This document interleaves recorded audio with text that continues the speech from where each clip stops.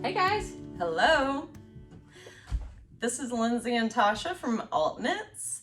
Annetta, what did we say she was? Knitter at large. Our knitter at large is out gallivanting around the Mediterranean. We got pictures this morning of the sun rising over Pompeii. It was amazing. Yes. Chilly. She has had incredible weather, so Yes. we are really looking forward to her getting back and being able to share all of those pictures with you. She is hard at work on an Anchor's tee by ALTKnits. So at the very least, she'll probably have it as a whip. I'm not sure if it'll be a finished object. When does Netta come back? I don't know. Like, I think it was like a big long That's a big trip. It's like 10, 12 days maybe? Wow. Maybe? Odds are good the next podcast will be in May, so you should be seeing the end of the month. Okay. It's only the first. Yeah, it is. Week. It's super early. We got this. Yet. All right, so when Netta comes back, we'll get to see her anchor tee in person. Yes. But she has been sending us pictures of it in beautiful land drops, Tower of Pisa, some cruise ship things. So while she's been... A pool in the sun. Yes. Oh, that looked so relaxing. It looked amazing. So while she's having fun, we've been here having fun, trying to stay busy. So what have you been working on? I finished my garter marler, and I finished my April hat and a couple other things, but I'll show those on our full podcast episode. And then I did finish the clincher shawl, and it is knit out of the ALTKnits podcast colorway that Tasha has dyed for us. But I finished it last night, so it got a quick steam block. It probably needs an actual wet block, but it's a fabulous little scarf. It's got these neat little loops that you can hold your tail of your shawl in, so you don't have to worry about fussing with it. Once you get it in, it's there. You can put it all the way through all the loops. You can put it through one or two of the loops and let it lay. But it was a super easy pattern. I highly recommend it. It has been in my queue since 2014, so finally I guess I found the right yarn for it. But I'm glad I did, because it was really fun. So I've already been looking at my stash to see what other ones can become one of these, because it's so easy. It was quick too, right? How long did it take you? I started I think on Tuesday, and it was easy enough to knit while I was doing other things, watching TV, going to meetings, dropping my kid off somewhere. Easy peasy. And it didn't even use a full skein, so it used, I think it was 76 grams of the main color, and then only like 7 grams of the little accent color. So it'd be great for mini, those skeins of sock yarn that you pick up, and you're just like, why did I get this? Yeah. For this is why you got it. Or those really cute sock sets where you're like, I don't want to put that on my feet. Exactly. I want to see it. That's perfect for that. I have never heard of that pattern. I love it. I love a garter project. Oh, yeah. I'm not anti-purling. Like, we're English knitters, so I assume that's why it doesn't bother any of us to purl. But no. You gotta admit, nothing but knitting is it was super fast. And then the only time that you actually had to pay attention was on the little edge piece, and but then give you're yourself done, an hour, right? and you got that done, and then you're blocking it and move on.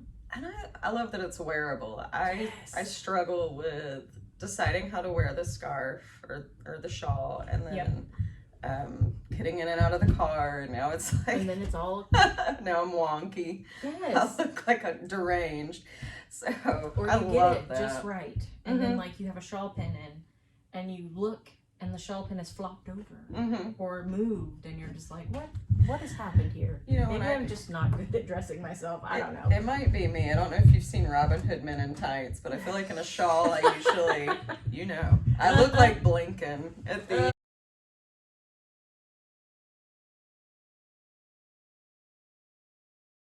Oh gosh, yes. He's in Shrek. Oh gosh.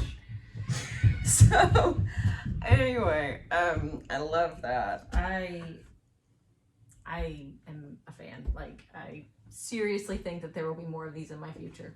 Heck yeah. And even if I just start knitting them for everybody I know and be like, here you go. I'm gonna Here you go. I'm gonna have to knit one. I have not been doing any knitting. I think I've knit half a sock since last we spoke. But I have been doing other yarny things. So what I've been doing is dyeing yarn, which is more fun than I can even tell you. So my online yarn shop is hackyarnco.com, and that opened today. Everything in the shop is 10% off until the end of this month, just to celebrate a grand opening month. I'm just going to take you through the colors. So since we're opening in spring, and that was where my head was at, I started with In Bloom, which is a carnation pink color. Oh, now we can see if it focuses. That's nice. Yes. Y'all don't know this, but we know this. This is take 2. But now, so when we filmed the first time, I was like, I really hope this focuses. Now we can see that it did. That's wonderful. Yay. I want you to be able to see the yarn in all kinds of different lighting, just because I think that helps. It is tough when you're buying hand-dyed yarn and you're trusting the dyer. And not that it's sight unseen, but if you haven't seen it in person, I have a whole new understanding and respect for other yarn dyers out there and for how hard it really is to get color accuracy. So the more opportunities that I have to show you these colors and the more lighting that I can, the more comfortable I think you'll be making a purchase, and confident about what you're going to receive. So this first color was In Bloom. It is a really pretty carnation pink. It's very tonal. It is named for and inspired by the Nirvana song In Bloom. And I actually the entire collection is named for Nirvana songs or lines from Nirvana songs. Nice. The other thing about spring for me is that in Kentucky, the weather starts getting warm enough to roll the windows down. And when it's warm and I'm rolling the windows down, I'm 17 again, and I want to listen to the music that I listened to then. So that was what I did. So that's In Bloom. Love it. Short arms. All right, up next is About a Girl. This is a speckled colorway. It's on a mustard base. It has little pops of bright orange, some cranberry color, deeper mustards. There's some deep brown speckled in it. It really reminds me of the flowers that bloom in New York in the spring. There are orange daylilies that bloom wild on the side of the road. In Kentucky, what I see more is daffodils. So it was just kind of a merge for me of those early signs that spring is coming. To go with About a Girl, we have a tonal. Like a perfect yellow. It is a very mustard, goldy colored yellow. It is maybe showing a little bright there. This is truer, I think, in the natural light. Yeah.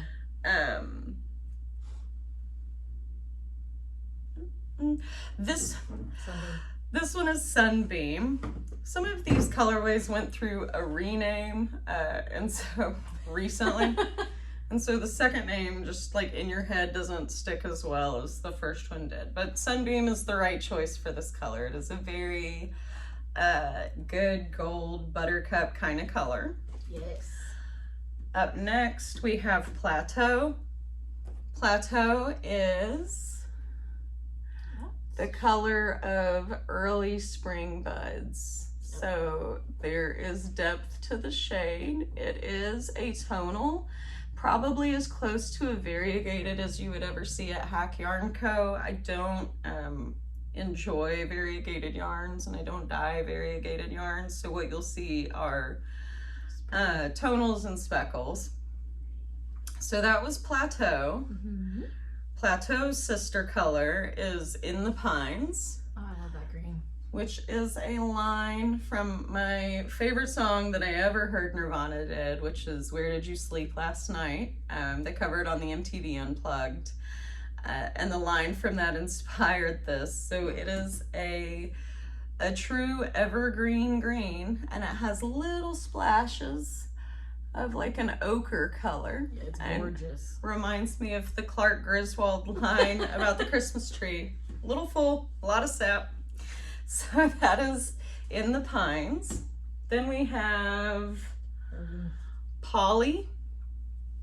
Polly is a good hyacinth or iris toned, kind of bluish purple. I love that color. I really think it's a purple anybody could wear. It's not overly pink toned. Would be great for color work. It's very blue toned. It is very blue toned. All of these colors play well together. You should feel comfortable buying any of them and mixing and matching. I know Lindsay and I feel the same way when we're picking out color work for projects. That ratchets my anxiety up like to 1,000,000. I get sick thinking about it if it's not like a marl or something. Yeah, it's a lot of thought. I need support.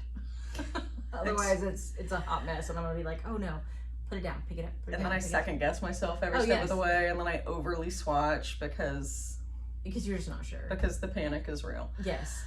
So and it's like it's completely. What do I do? It's so silly. It is but silly. It's totally It is, insane. but it's true and it's real. So I really wanted all of these colors to play well together so that you felt comfortable picking out a color work project or a 3-color shawl or socks with a pop of color, whatever that looks like.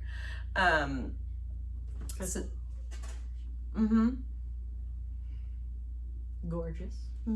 She purdy. Actually, you could put them with any of these. You really could. Goodness. They all play nicely. Yes, they do. Now, even though they all play nicely, some of them do have like deliberate pairs. Yes. So like this would be a deliberate pair. Absolutely. The Sunbeam and the About a Girl is a deliberate pair. The deliberate pair for this one would be amazing.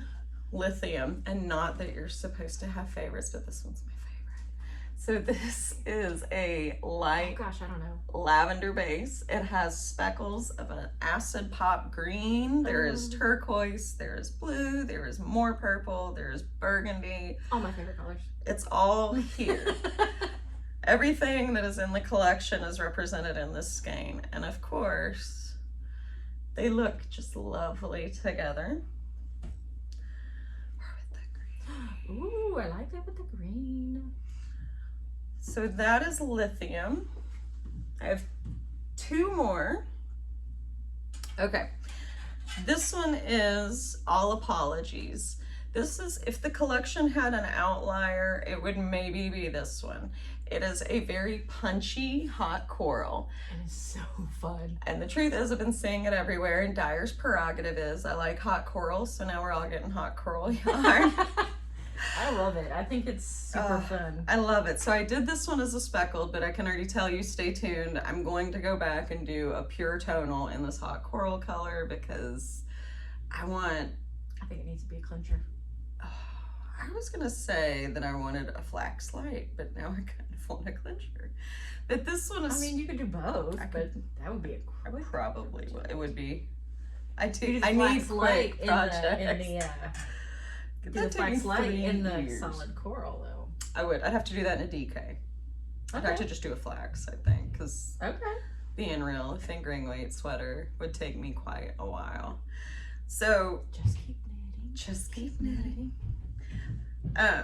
So All Apologies is flecked with shades of the mustard. Ooh, that's pretty. Shades of the pine. Oh, I like them. Shades of Polly. Believe it or not, it actually has shades of Plateau. There's a level with that one. So even though it is a bold and punchy color, it does tie in well with the collection. And then in the complete opposite direction from the punchy coral, we have Penny Royalty. Penny Royalty is a neutral's neutral. It is like brown and gray had a love child. Now it's not quite grayish, it is browner than that. I wouldn't describe it as beige in any way, but it's kind of like a stone color like a river rock almost. But rock color. Good call. A very brown gray, again, very tonal. And this one to an extent that I would say is almost kettle dyed.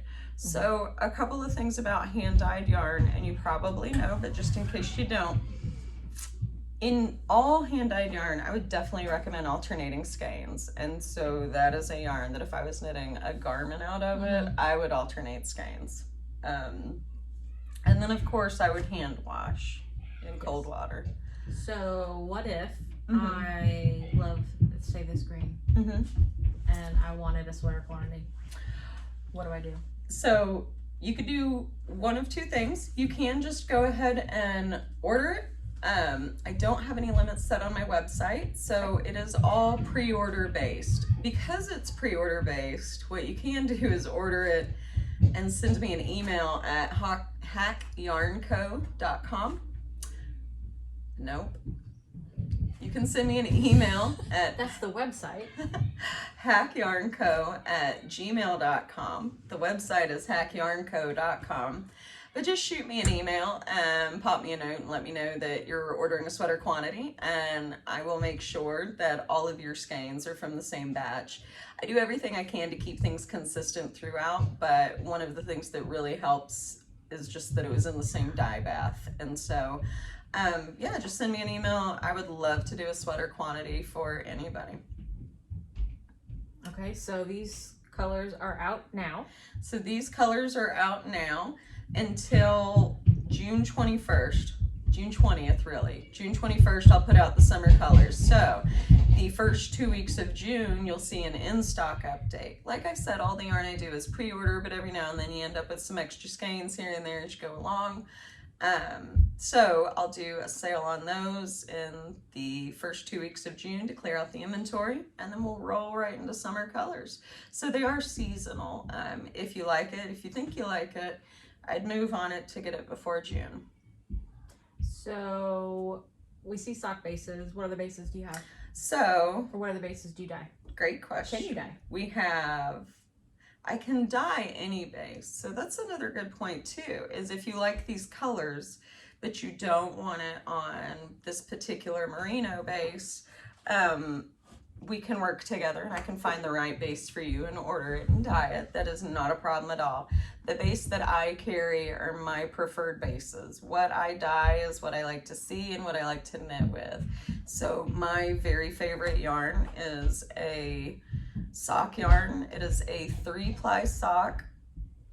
It is 75-25. It is 75% merino, and that merino is a 19.5 micron merino. It's very nice. And what that means for you is it is buttery soft.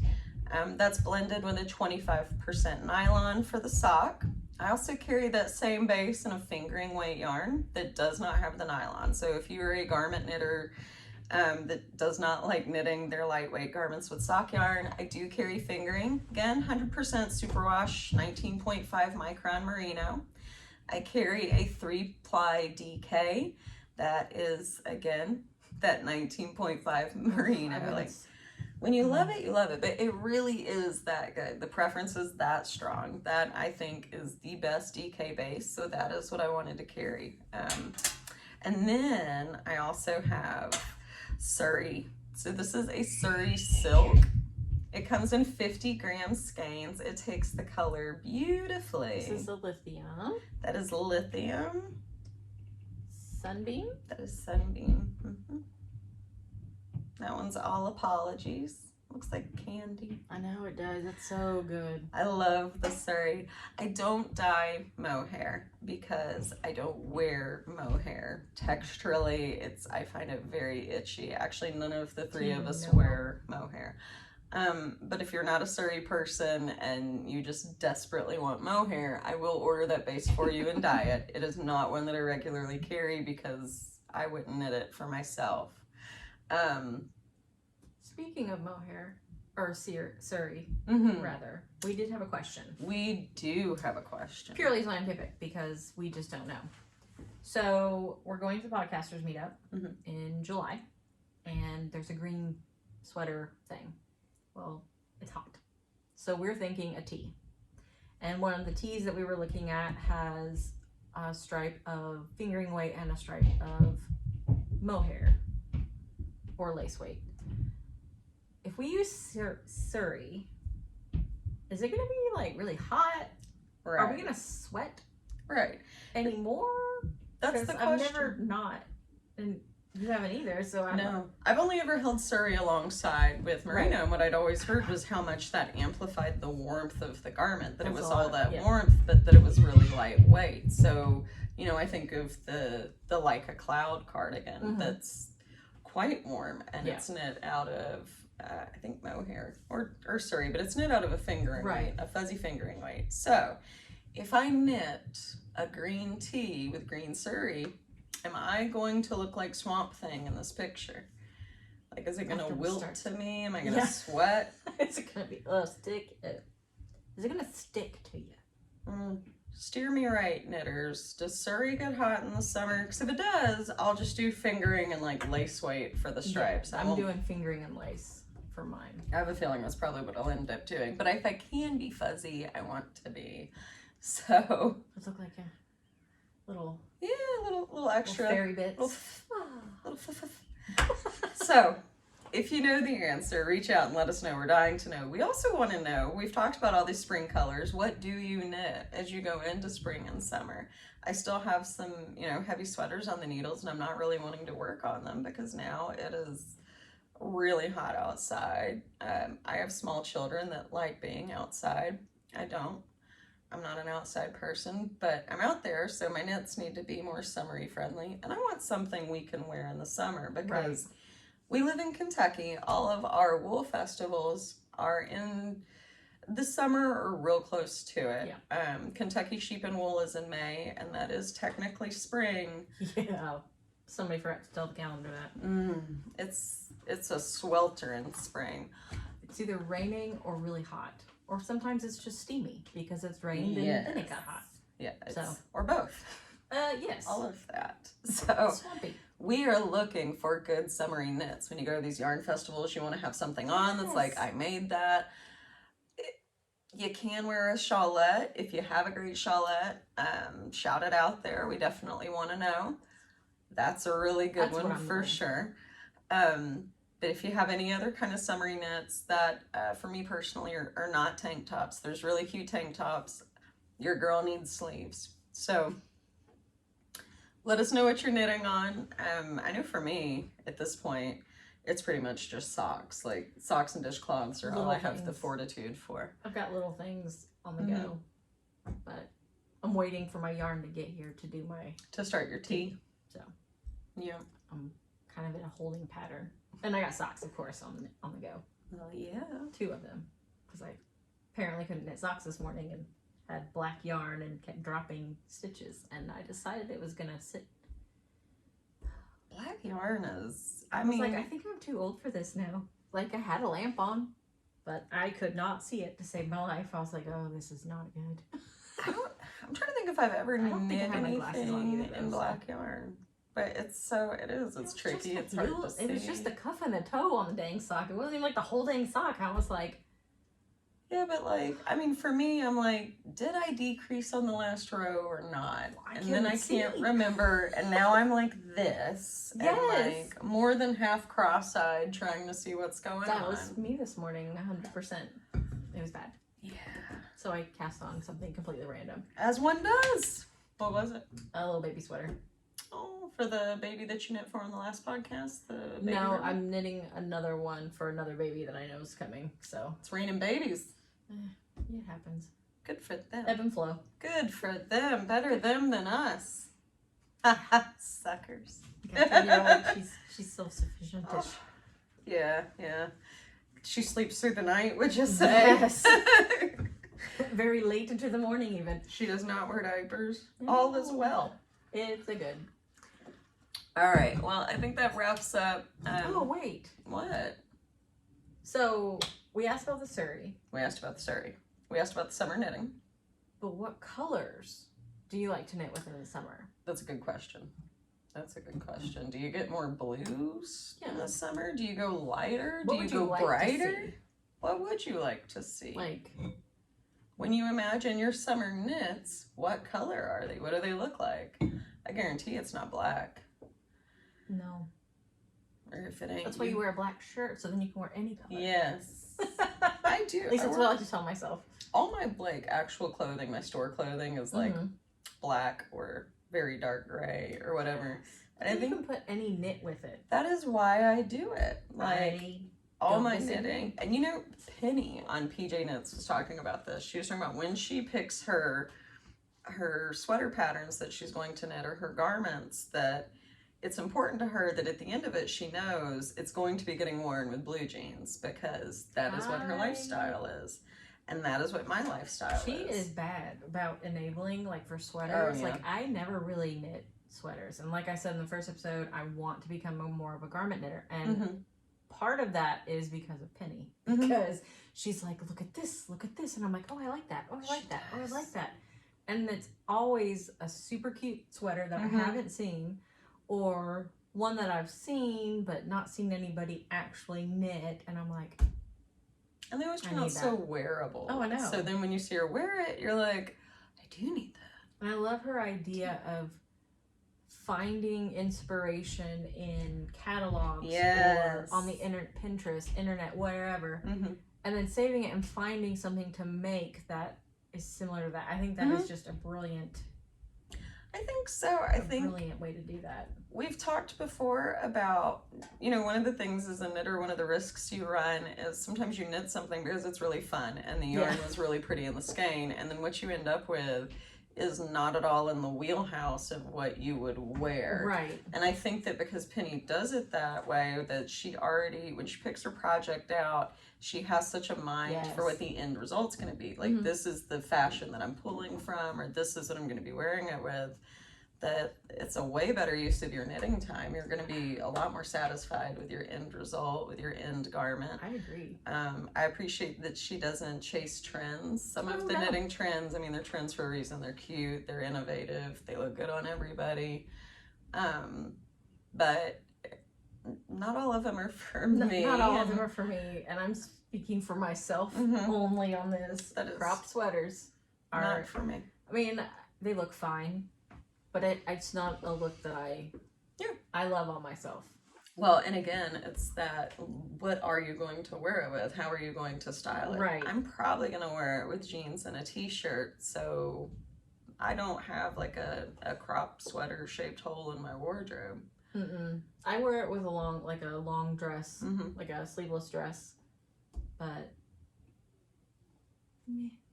yeah, I mean, I love those. I don't wear a lot of dresses, but again, I mean, they look super cute on everybody else, but not on me. And so watching Penny and watching PJ Knits was just a good reminder for me about like really being mindful about the money that I spent on the yarn and the time that I'm investing into the project, and making sure that what I get at the end is something I'm really gonna wear and be pleased with. So that's why I knit a lot of accessories, like your hats or your shawls or socks, because it doesn't matter. Like, they all fit. Like, no matter if you're this size here on this day or this day, it doesn't matter. Yeah. It's gonna fit. You know what else too is we really like, I think we both really like those bold punchy colors. Yes. And for me, like, that is also a problem. Yeah, so like while I like it, like definitely lends itself to socks and accessories. A neon sweater in like some super bold color that is my size? No. And I might wear it with the knitters. Because, like, what won't you wear with the knitters? Like, y'all are our people. You get it. But I'm not wearing that to Kroger. Like, I mean, I'd probably wear for me. Kroger. I don't care. For me. I can't. I know people there. Well, you know people. I don't care. But you know what I mean. But, like, truly, some of these sweaters, like, they're so pretty. They're works of art. But just for me, like, I think that's why I was always... If I want to wear a work of art, I want to show it off to knitters who will appreciate it. And I think that's why I always knit just socks and hats and accessories was... I mean, until I knew you and Netta, I didn't even know any in-person knitters that would appreciate it for what it was. So everybody's impressed by socks. It looks like magic. I know. It is. Every time I turn a heel, I'm like, I am amazing. I did it again. Look at it's magic. It's Kitchenering a toe for me. Like, I look at the little end and I'm like, you can't even tell where it began. Look at that. I'm amazing. Magic. Don't turn it inside out. Yes, don't look at the inside. Only look at the right side, not the wrong side. Well, that now you know. We always, I like, know. we just, every time you think we're gonna zig, we zag. So. I don't even remember how we got on this subject. I don't remember what subject we were on. Yarn and sweater. I don't know. I'm not even gonna try to backtrack it. No, she gone. So, Netta will be back eventually. This is a long gallivant she's on. I think it's like 10 to 12 days. I could be wrong. Living our best life. Yeah. But that's okay. We will probably, once she gets back, we'll get her back and we'll get her in front of the camera with us and we'll rope her in for a slideshow and stories and show off some finished objects. Yeah. Hopefully I've got a new whip on the go. And hopefully I've finished something. You will. You'll be Surely. Surely. Throw something small on the needles and just cleanse that palette. Just do a little. How's your garden? Be like a good little. That's exactly where it was the last time I saw it. You know what happened was I dumped that. I did realize it was coffee in the knitting bag. Oh, and no. We talked about how I get frustrated or upset because like I've made some kind of mistake in my knitting or tragedy has befallen and tragedy befell, and now I'm like, I don't want to look at you. I don't want to look at you. And then I was like, you know what, it's okay. I'm just waiting for Netta. So once she gets back, I really am going to have to knit it. I hope her vacation lasts forever. I need to get it done. Oh, I was thinking that this makes such a cute Sophie scarf.